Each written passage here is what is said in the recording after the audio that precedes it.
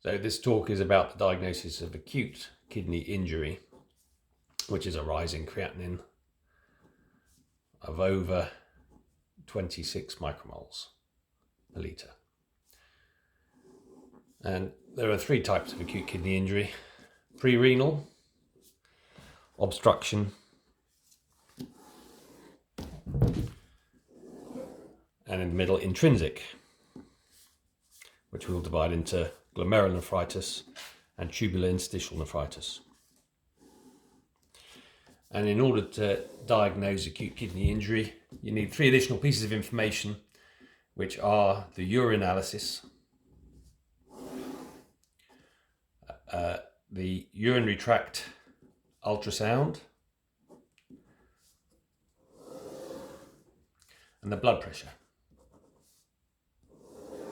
And those three basic pieces of information, which are obtainable in most hospitals and most acute settings, will guide you as to the source of your acute kidney injury, which is important for subsequent management.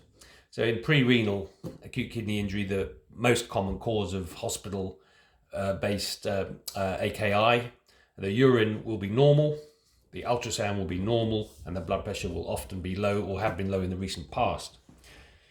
In obstructed kidney injury, the urine may be absent or contain blood, or certainly be abnormal.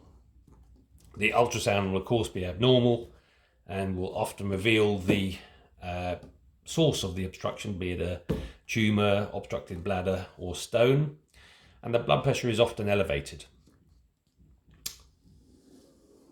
In the rarest type of acute kidney injury, intrinsic, glomerulonephritis is important not to miss because it's treated. It can be treated when picked up early. So the urine will be abnormal and contain blood and protein. The ultrasound will be normal, but the blood pressure will also be elevated, and that pattern of elevated creatinine, proteinuria, and hematuria and hypertension constitutes nephritis. Tubular interstitial nephritis, the urine will often be normal, the ultrasound will be normal, and the blood pressure will often be normal, but the creatinine is elevated and therefore unexplained.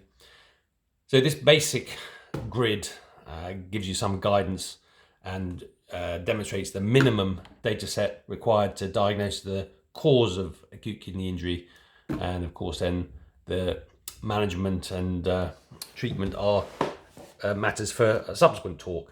I hope that's been helpful. Thank you for listening.